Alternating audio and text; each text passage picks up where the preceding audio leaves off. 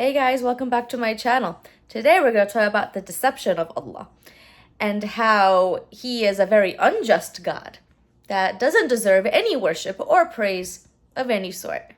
Let's begin. Surah 4, verse 157. We killed the Messiah, Jesus, son of Mary, the messenger of Allah, but they neither killed nor crucified him. It was only made to appear so. Even those who argue for this crucifixion are in doubt. They have no knowledge whatsoever, only making assumptions. They certainly did not kill him. Tafsir al-Jalalain. And for their saying boastfully, we slew the Messiah, Jesus, son of Mary, the messenger of God, as they claim in other words. For all these reasons we have punished them.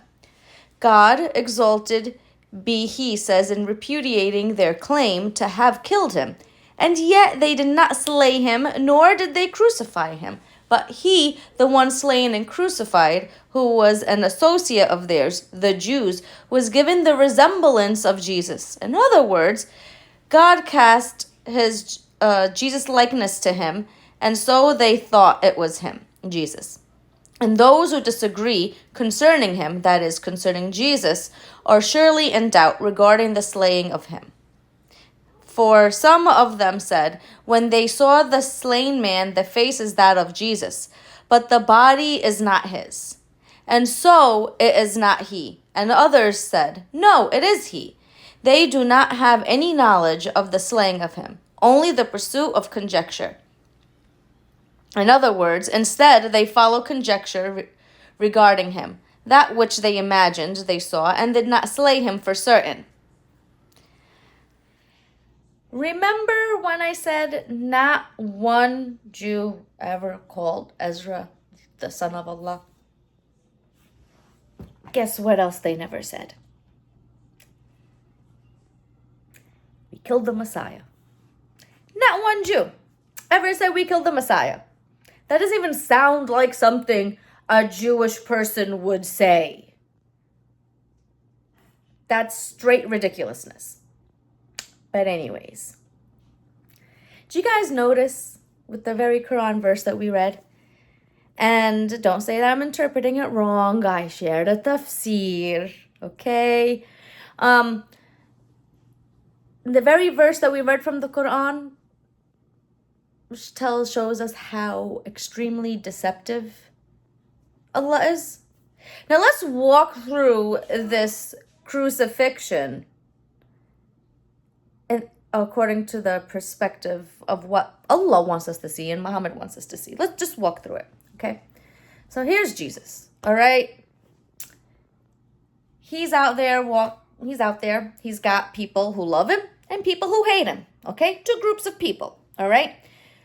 People that believe in him and people that don't. So the people that don't believe in Jesus, they want to crucify him. They believe whatever it is shenanigans that Islam teaches about, okay?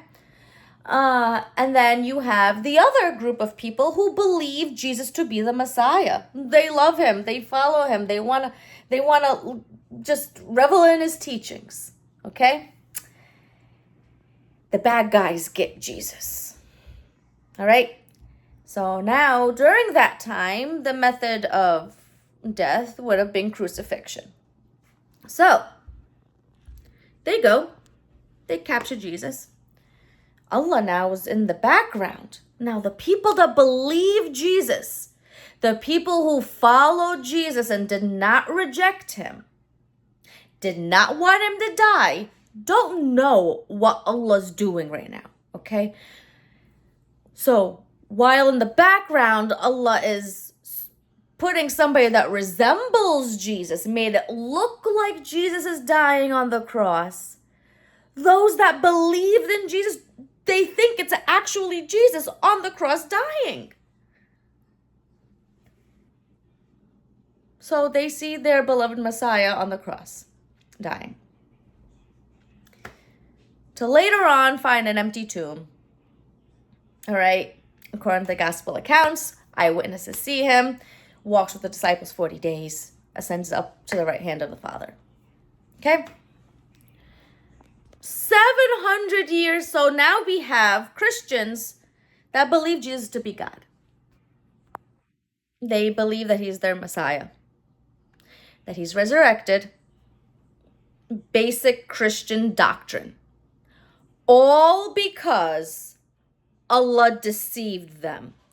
Allah did not let those that actually believed in Jesus, in the Prophet Allah sent, in on his little scheme. Yet, he has a problem with them. It's Allah's fault Christians exist, according to Islam. Allah is the greatest of deceivers. And not only that, we also have the problem of Allah's justice, which isn't any justice at all. He put somebody else in the place of Jesus. I thought in Islam you pay for your own sins. You pay for your own wrongdoings. Why is this man being placed on the cross in Jesus' place? Where's the justice in that? He's now experiencing a death penalty he doesn't deserve, even according to Islam, the Islamic concept of justice.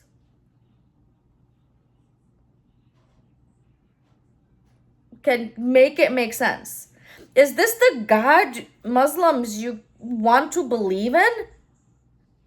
A God whether you don't even know if you're being deceived by him or not? If he deceived a whole group of people. And what did Jesus end up accomplishing? Greatest failure. Who's the biggest failure of a prophet according to Islam? It's going to be Jesus. Jesus did nothing. Jesus came, gave whatever the Injil to people, got caught, had been put up on a cross, but he was substituted by somebody else. Now the people that believed in him now believe that he's Lord. Like, what did he do?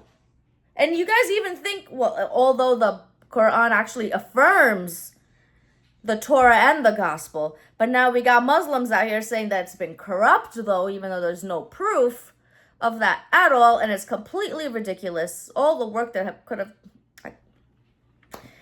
the logic there isn't logicking. What exactly did Jesus end up accomplishing? Absolutely nothing. The Jesus according to Islam is an utter failure. An utter failure. Yet they claim, oh, we love Jesus. No, you don't. You make Jesus out to be a failure. Islam makes Jesus out to be a failure. And you want to follow a God that you don't know whether or not he's deceiving you. You don't know where you're going to end up going. Leave the deception of Islam and come to Jesus. Bye, guys.